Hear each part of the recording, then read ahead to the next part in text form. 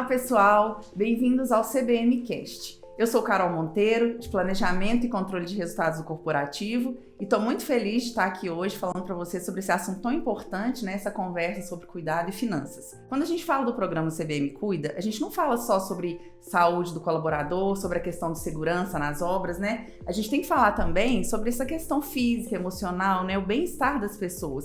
E eu acho que nada mais importante do que falar sobre financeiro, né? Esse assunto que é tão importante e compromete tanto a nossa vida particular, né? E também a vida profissional. Esse episódio vão ter assuntos bem interessantes, perguntas que vocês fizeram na obra, e a gente vai tentar sanar algumas delas, né? Nesse bate-papo aqui. E se tiver algum assunto depois, né, de interesse de vocês e que não esteja abordado aqui, a gente vai ter a opção aí também de responder em outros fóruns depois. Como estamos chegando aí, gente, no fim do ano, né, Natal, festas e o nosso tão esperado 13º, nada melhor que falar na prática, né, como a gente utilizar esse 13º de uma forma consciente, né, de uma forma produtiva para as nossas vidas, né? Convidamos ela, que é especialista em educação financeira, Letícia Taide, diretora de investimentos da Mais Previdência e responsável pelo programa de educação financeira do Sistema FIENG.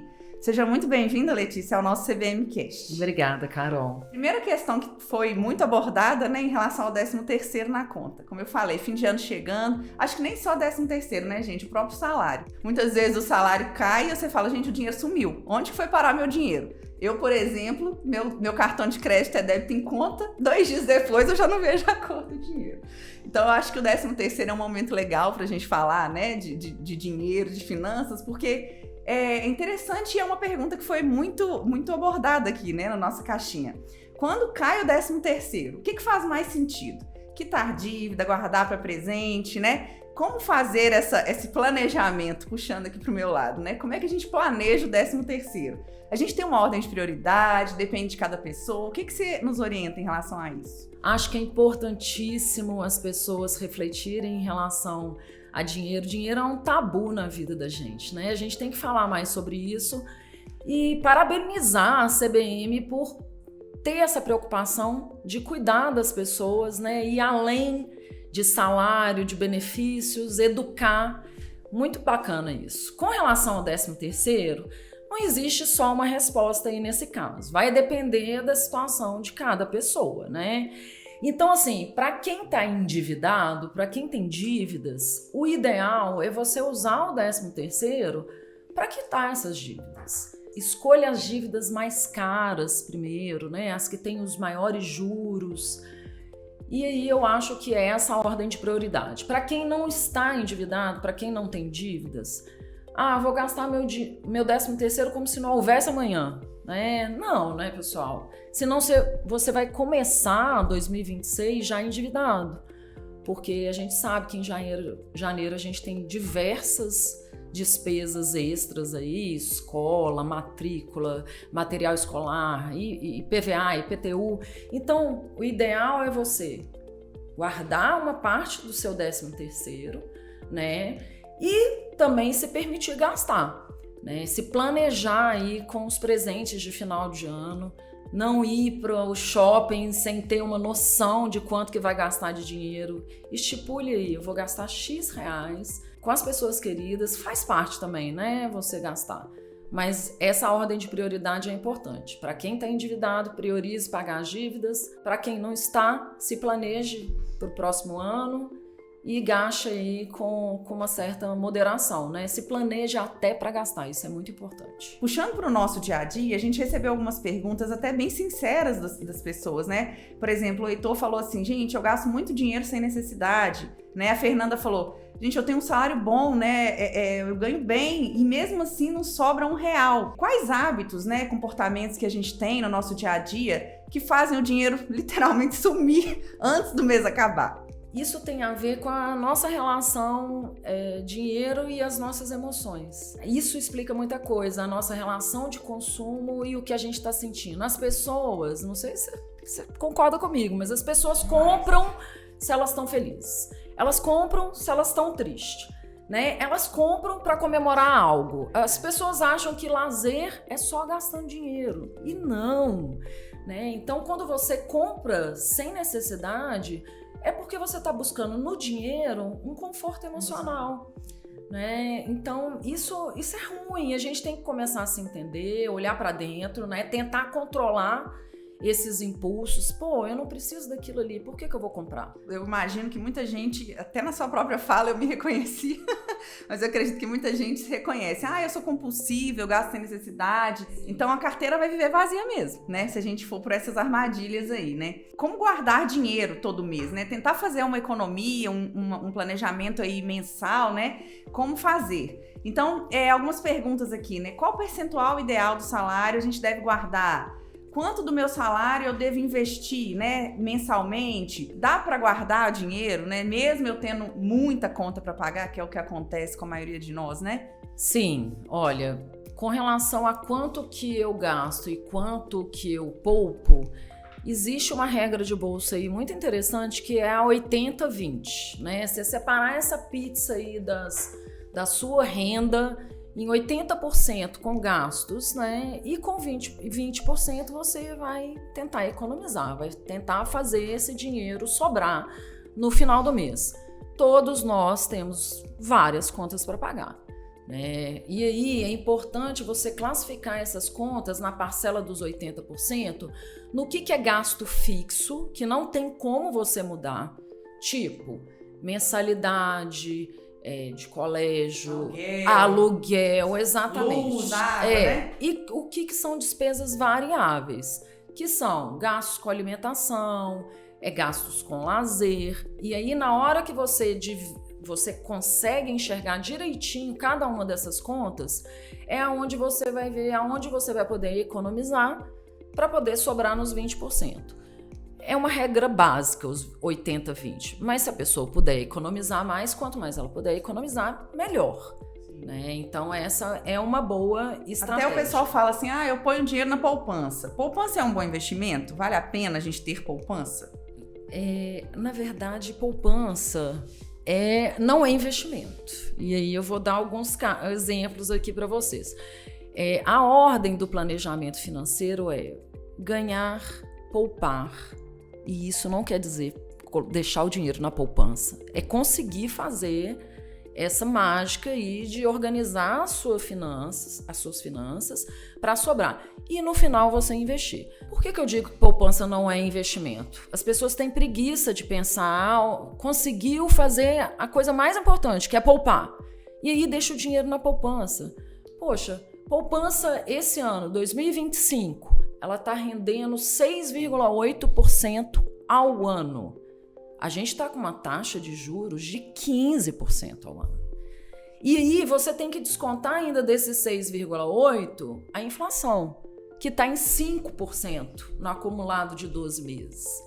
O que você daria de dicas, assim, como iniciar, né, essa questão de investimentos para as pessoas leigas, né, para quem não tem experiência, ou para fugir da poupança que às vezes rende tão pouco, né? Alguma opção assim que seja viável, mais simples para quem está iniciando? Primeiro, eu acho que é importante dizer que não existe, eu não ganho, eu não consigo economizar para investir.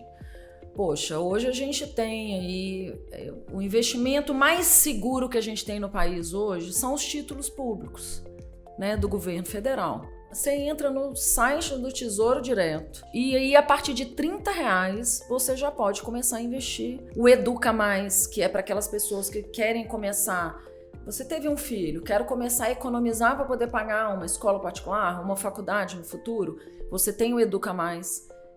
Assim, muito simples. E outro tipo de investimento que eu gosto muito, que é a previdência privada. Eu acho que isso é uma coisa muito importante, necessária de a gente pensar hoje. A gente não vai poder contar com o INSS do jeito que as gerações passadas contaram, né? Eu tenho um filho de 12 anos, eu tenho certeza que ele não vai poder contar com o INSS. E aí a previdência privada é uma ótima forma de investir. A gente pode programar férias com 13º? Uma outra dúvida que surgiu aqui, né? Que aí não é bem do 13º, mas é de finanças no geral. Vale a pena eu pagar as minhas contas todas à vista? Ou parcelar é viável? É melhor eu dividir? O que você pensa em relação a isso? Assim, foi uma dúvida que apareceu bastante aqui pra gente. Ótimo. O 13º desse ano é para você pensar aonde que você vai viajar ano que vem. se planejar para isso. Porque se você for usar o 13º desse ano para poder viajar, você vai certamente pagar tudo muito mais caro. Passagem, hospedagem, tudo. Então, é legal pensar no 13º, se projetar para o futuro, né? Para ano que vem. E com relação a pagar à vista ou dividir, eu acho que as pessoas têm que sempre pesquisar preços, pedir desconto. Todo mundo tem celular, você falou que não é todo mundo que tem acesso a Excel. Existem vários aplicativos de orçamento que você vai ter ali no celular, você vai anotando as coisas que você gasta. E aí o segredo para aquelas pessoas que falam assim, não sei para onde que o meu dinheiro está indo, é anotar. Se você faça, é chato, pessoal, mas pelo menos um mês, anote tudo que você gastar.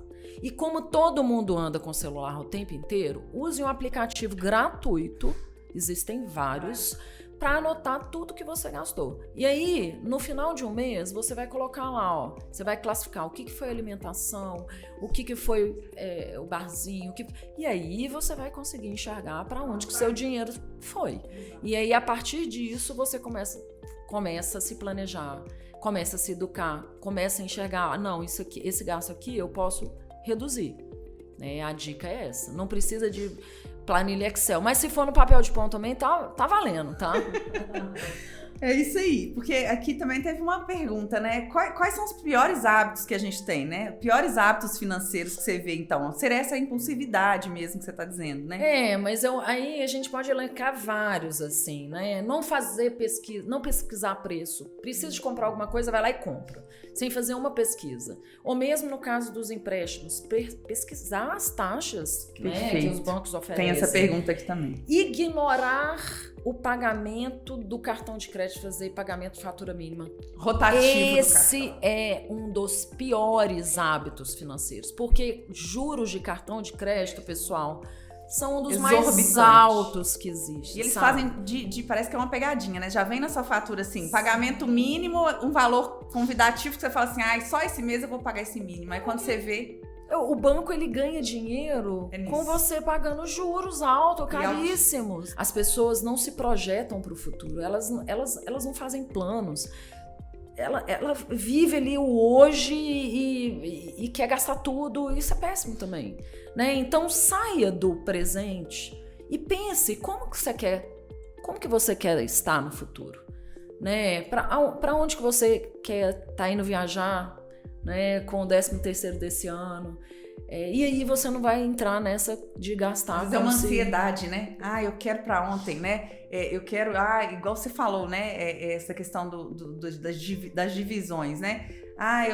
Por que eu vou entrar num financiamento caro que eu quero agora, né? Por que não economizar e comprar depois, quando você já tiver pelo menos uma entrada, né, maior? Exato. Né? Para menos juros. Porque, eu quero agora, eu não dou conta de esperar 6 meses para juntar esse dinheiro, então eu já vou lá e compro, divido 60 vezes e fico com juros altos. Aí a pessoa vai pagar caro, né?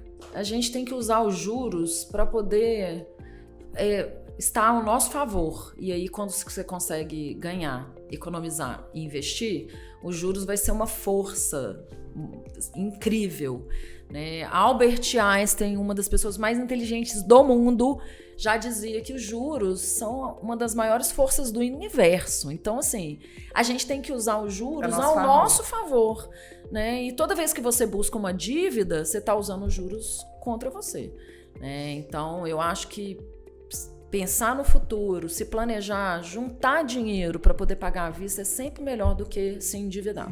Né? E aí, assim, nesse ponto, surge aquela famosa armadilha que a gente está vendo tanto na mídia, né? Que nos bombardeia todo quanto é site e aplicativo, que são as apostas, jogos de azar, tigrinho, bets, né? Nunca falaram-se tanto sobre esses assuntos, né? E a gente vê cada vez mais pessoas escolhendo isso, né? O que você fala sobre essa questão? Assim, dá para ganhar dinheiro com isso no final das contas? As únicas pessoas que ganham dinheiro com bets, com esses jogos, são os influenciadores que fazem propaganda, que ganham com você perdendo. As estatísticas, Carol, são alarmantes. Assim, estatística de gente que fica rica e ganha dinheiro com bets não existe não, tá? Nem com tigrinho. Quem ganha é quem vê, né? Quem ganha é quem faz propaganda disso. Agora virou um problema de saúde pública, né? As pessoas aí perdendo a razão, perdendo casa, se endividando, né? Fatalidades, né? Fatalidades. Que a gente vê na mídia acontecendo, né? Entre família, porque brigaram por conta de aposta, e aí um fez uma besteira com mãe. Isso a gente vê o tempo todo. E a gente assusta. Casamento. O índice de separações por conta disso, existe estatística, tá? Não tem dúvida. Aumentando, vira um problema. A pessoa joga, tem que vender a casa para poder pagar jogo. E crianças, né? Crianças. Acho que você comentou comigo depois, né? Que tem crianças apostando. Gente, tem estatística de diagnóstico de criança de 6 anos de idade viciada em jogos. Então, isso é muito triste de ver, né? Definitivamente não é por aí, pessoal, que a gente vai conseguir fazer uma reserva de emergência, realizar os nossos sonhos. Isso é a maior roubada que existe hoje e virou realmente um problema de saúde pública, um problema até que as empresas estão preocupadas com isso. Né? Eu que faço muita palestra de educação financeira, as empresas pediram para incluir bets, porque no assunto. Virou um problema. E eu acho que, como você falou de criança, né, talvez seja importante também a gente trazer isso para dentro de casa, né? Porque a gente fala pouco sobre finanças com filhos, com a família, né? Eu tenho filhos, assim, a gente brinca um pouco sobre mesada, essas coisas, mas ainda não é um assunto que a gente traz tanto, né? O quanto a gente antes, não tem esse hábito. O quanto antes da gente trazer educação financeira para dentro de casa, maiores são as chances de você não ter adultos com problemas financeiros. Isso também é uma realidade.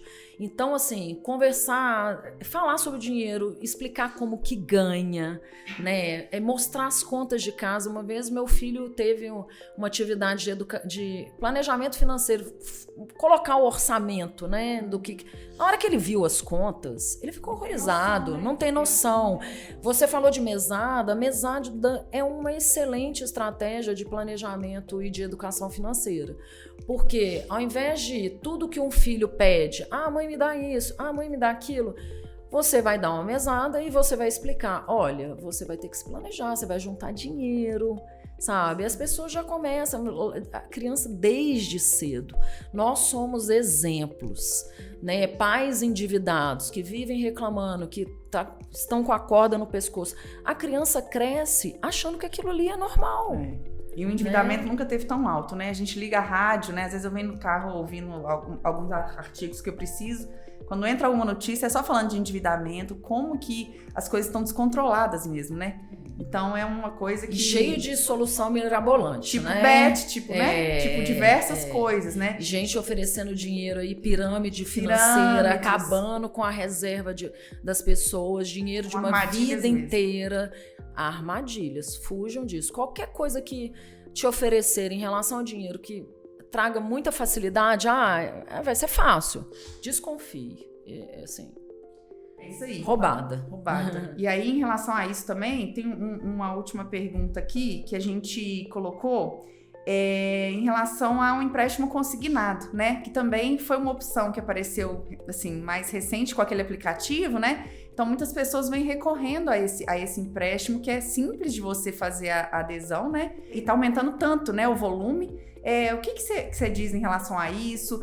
Quando que a gente deveria recorrer a essa opção, né? Porque se realmente é um juros baixo, né, desconto em folha, então tem uma facilidade de você estar aderindo, mas como que realmente vale a pena, né, a gente aderir, buscar essa alternativa? Carol, não necessariamente são juros muito baixos, tá? Existem algumas negociações, né, esse empréstimo que o governo consignado, que o governo liberou na plataforma, né, que está vinculado ao nosso FGTS, ele é uma boa solução se for para você buscar um juros menor para pagar uma dívida com juros maior. Uma dívida pior, né? Exatamente. Trocar uma coisa. Tem que negociar e tem que pesquisar, porque não são juros baratinhos, não, de jeito nenhum, tá longe de ser, tá? Mas se você tem aqui fora, com o banco... Cheque especial, cartão de crédito, exatamente, cartão, né? de crédito, cheque especial, as pessoas usam o cheque especial como extensão do salário. Vê quanto está liberado lá na conta, já falaram, tem mais 2.000 para gastar, né? Então, assim, se for para buscar um empréstimo consignado com a taxa menor para poder pagar uma dívida mais cara, ok. Agora, o que as pessoas estão fazendo é pegando vários empréstimos pequenininhos. Mas a parcela de R$50 é de R$20, não sei o que. Aquilo ali vai juntando, vira uma bola de neve. Né? Então, eu acho que é uma boa alternativa se for para trocar uma dívida mais cara, mas não acho que aquilo ali é a extensão do seu salário e você vai se endividando e a situação vai ficando cada vez pior. Se a gente fosse aqui para fechar, né? Se você tivesse uma dica aí, a dica de ouro, né, pra gente começar bem em 2026 com o pé direito, o que você poderia falar pra gente aí? Olha, eu acho que o segredo de tudo que a gente já falou aqui, é a pessoa tentar se controlar emocionalmente, né? É perceber, se entender melhor nessas decisões de consumo. Vai no detalhe, anote suas contas, classifique as contas, olhe com o que você está gastando que é desnecessário, que é desperdício, que você poderia estar gastando menos, se planeje. Eu acredito que a gente segue muito mais feliz quando a gente consegue organizar as contas. E não existe essa de que eu nunca vou conseguir economizar por causa que eu ganho pouco. Mentira. Bora sair desse ciclo vicioso de dívidas. Cabe no bolso de todo mundo, de toda a família. É isso aí, gente. Espero que esse bate-papo tenha ajudado, né, a trazer aí algumas dicas legais, né, algumas dicas de como nos ajudar a nos livrar aí dessas pequenas armadilhas do dia a dia, sejam emocionais, né, sejam da mídia, seja do que está acessível aí na nossa vida, né. Falar de dinheiro é muito importante, não é só do que eu tenho que pagar, mas também do que a gente tem que poupar, se organizar, né, se planejar mesmo para garantir aí a nossa vida, uma vida melhor e a vida da nossa família, né? A ideia é a cada 2 meses a gente ter esses encontros, né, desses podcasts, CBM Cast, e a gente vai colocar um QR Code para vocês sugerirem pra gente assuntos que sejam relevantes, mais assuntos como esse, né, financeiro, que é tão importante, mas assuntos que vocês tiverem aí. A gente sempre vai contar com especialistas para estar nos apoiando aí, né, nesses encontros. E a gente agradece muito a participação de vocês. Letícia, muito obrigada pela presença. Foi muito bom a nossa conversa, esclareceu muita coisa. Obrigada pelo convite e parabéns à CBM por essa iniciativa de cuidar da educação financeira dos seus colaboradores. Não é toda empresa que faz isso, a gente tem que tirar o chapéu. Parabéns. Obrigada. É isso aí, gente. Até o próximo CBM Cast. Obrigada.